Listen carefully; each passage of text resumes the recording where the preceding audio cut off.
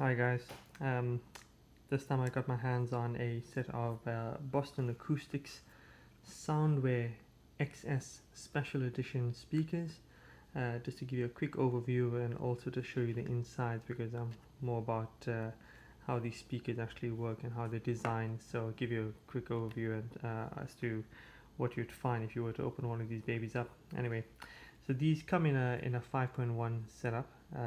You get the Soundware XS and you get the special edition, or the SE, which gives you this nice sort of black, gloss black finish on the speaker itself. You'll have 5 satellites, all of the same. The center as well as the surrounds are all the same, and you've got a 8-inch downward firing subwoofer, which is around 100 watt amplification and peak of 250 watts. Essentially, these are the slightly upgraded. The standard version just has a matte black finish, whereas the SE has the gloss black. Comes in white and black. The SE, the only difference is it's got the slightly upgraded speaker binding terminal port. It's very well made. I think it takes about a 16 or 18 gauge wire. You've got this cable management system at the back here that allows you to feed the cable in, makes for a tidier finish, and you can mount it on speaker stands if you wanted to. These are magnetically shielded, so you could put them close to a TV without it affecting the TV itself. So just to give you a quick idea of what the mounts look like, if you haven't already seen these, but essentially the mounts attached to those 4 little screw holes at the back that you see there.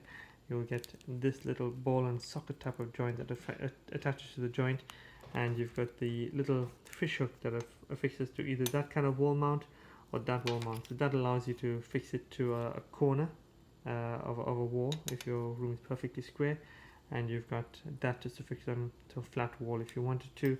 And nice little finishing touch. So once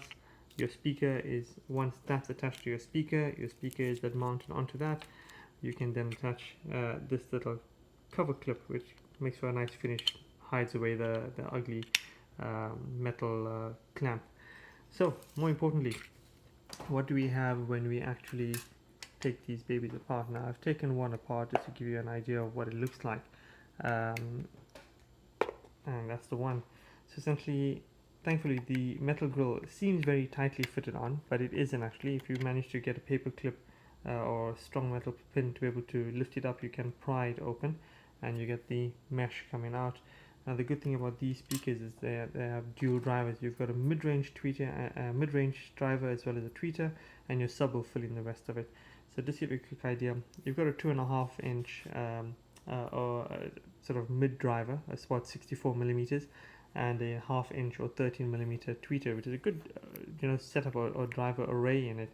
And you'll have the 4 screws holding it in. I think that's quite a nice design actually, compared to some of the others that I've seen. The interesting thing is once you remove the 2 screws on either corner, you can see the actual metallic pins are what transmits the sound down the arm of the mounting frame for the speaker to the tweeter, and that's what you have at the back. Not quite sure exactly what the tweeter is rated at, but looks like a slight plastic dome tweeter, if not mistaken, if not a silk dome tweeter, but very nicely arrayed, set up or aligned in the center of the driver, and as you can see, that's the remaining driver that you can see there. Not a lot of reflex, so you can imagine the mids are probably not as clear, but once you remove the other 2 corners, you can actually pull the speaker apart from the edge of the rim like that. So to give you a quick idea of what's inside it, you've got a fair amount of transistors and so on, taking out the frequency to the tweeter as well as the driver. Doesn't really give you the make or proprietary brand of the driver itself, but you can see it's a fairly small, very compact driver, nicely built, neatly made. It's a fully plastic frame for the speaker itself,